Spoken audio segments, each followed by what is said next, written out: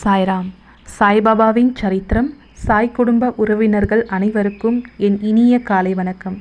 இன்று பிறந்த நாள் காணும் மற்றும் மணநாள் காணும் அனைத்து சகோதர சகோதரிகளுக்கும் எங்களது இனிய வாழ்த்துக்கள். நாம் நம் பிரார்த்தனைகள் மற்றும் வேண்டுதல்கள் பலிக்க நம் சாய்பாபாவின் பொற்பாதங்களில் நம் கோரிக்கைகளை தொடர்ந்து 48 நாட்கள் சங்கல்பம் செய்து கொண்டு பிரார்த்தனாஷ்டகம் செய்வோம். சாய்பாபாவின் ஆசிர்வாதங்களோடு நம் பிரார்த்தனைகள் மற்றும் வேண்டுதல்கள் நிறைவேறி சாய்பாபாவின் அருள்மழை பெற்று மகிழ்ச்சியோடு வாழ்வோம். ஓம் சாய்ராம். இன்று நம் சாய்பாபாவின் சத்திய வாக்கு.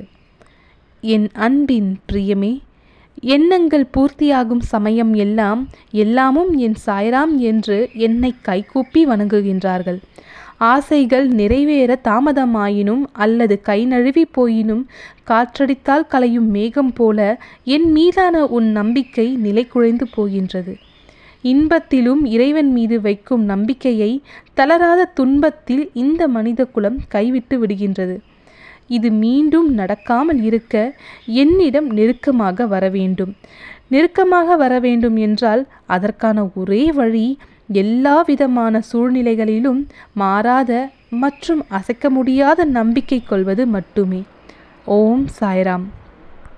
இன்று எல்லா விதமான சங்கடங்களிலிருந்தும் பயங்களிலிருந்தும் விடுபட சிறப்பு பிரம்ம முகூர்த்த பிரார்த்தனாஷ்டகம். பிரார்த்தனாஷ்டகம்.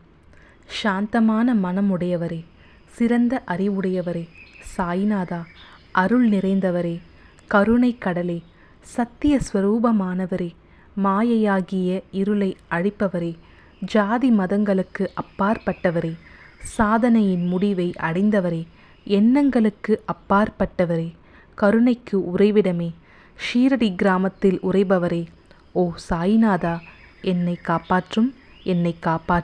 ஞானமாகிய கதிரவனே, ஞானத்தை அளிப்பவரே, எல்லாவித நன்மைகளையும் செய்பவரே, பக்தர்களின் இதயத்தில் உலவும் அன்னமே, உமது பாதங்களை அடைந்தவரை காப்பவரே, சிருஷ்டி செய்யும் பிரம்மா நீ, காக்கும் தெய்வமான லக்ஷ்மியின் கணவன் விஷ்ணுவும் நீயே, உண்மையில் உலகங்களையும் லயமடையச் செய்யும் ருத்ரனும் நீயே.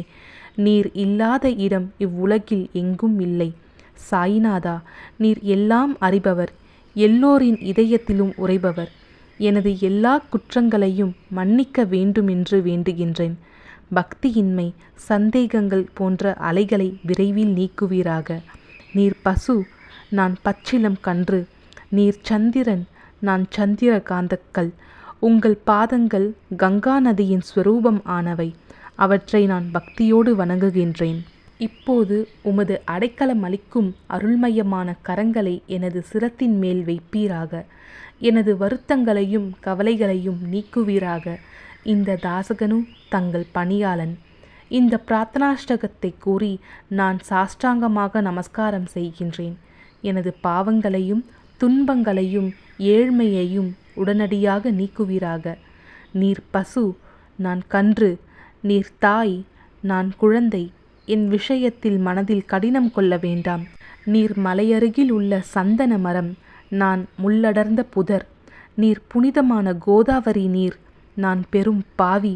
ஓ குருராயா, உமது தரிசனம் ஏற்பட்ட பிறகும் என்னிடத்தில் உள்ள துர்க்குணங்கள் என்ற மாசு அவ்வாறே தங்கியிருக்குமாகில் உம்மை சந்தனம் என்று எவர் கூறுவர்?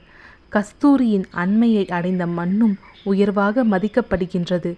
மலர்களின் அண்மையால் நாரும் தலையில் உயர்ந்த இடத்தை பெறுகின்றது. மகான்களின் தன்மையும் இத்தகையதே. அவர்கள் எந்தெந்த பொருட்களை எல்லாம் ஏற்றுக்கொள்கின்றார்களோ அவற்றை உயர்ந்த நிலைகளை அடைவிக்கின்றார்கள். சிவபெருமான் விபூதி, கோவணம், நந்தி ஆகியவற்றை ஏற்றுக்கொண்டதால் எல்லா திக்குகளிலும் அந்த பொருட்களுக்கு மிகவும் மிகுந்த மதிப்பும் மரியாதையும் ஏற்பட்டுள்ளது. இடையர்கள் மகிழ்விக்கும் பொருட்டு பிருந்தாவனத்திலும் யமுனை நதிக்கரையிலும் ஜகத்துக்கெல்லாம் இறைவனானவன் தஹிகலா என்ற விளையாட்டை விளையாடினான். ஞானிகள் அவ்விளையாட்டையும் உயர்வாகவே மதிக்கின்றார்கள். அவ்வாறே நான் துராச்சாரியாயினும் உம்மை அடைந்துள்ளேன். ஓ குருராயா, எனவே இதை பற்றி உள்ளத்தில் எண்ணிப்பாரும். ஓ குருராயா, இகத்திலும் பரத்திலும் எந்தெந்த பொருட்களை சுகம் என்று என் மனம் சந்தேகமற கருதுகின்றதோ அவற்றையெல்லாம் நிறைவேற்ற வேண்டும். உமது கருணையினால் இவ்வாறு செய்துவிடும். எனது மனதை அடக்கிவிடும். சமுத்திரத்தை இனிமையாக செய்துவிட்டால் பிறகு உப்புத்தன்மையை பற்றிய பயம் இல்லை. சமுத்திரத்தை இனிமையாக்கும் சக்தி உண்மையில் உனக்கு உண்டு. எனவே தாசகனுவின் இந்த வேண்டுதலை நிறைவேற்றுவீர். என்னிடம் என்னென்ன குறைகள் உள்ளனவோ அவை அனைத்தும் உமதே. சித்தர்களுக்கெல்லாம் அரசனான உமக்கு குறை என்பது பொருந்தாது. இப்பொழுது அதிகமாக சொல்வது எதற்காக? நீரே எனக்கு ஆதாரம். தாயினுடைய இடுப்பில் உள்ள குழந்தை இயல்பாகவே பயமுற்று இருக்கின்றது.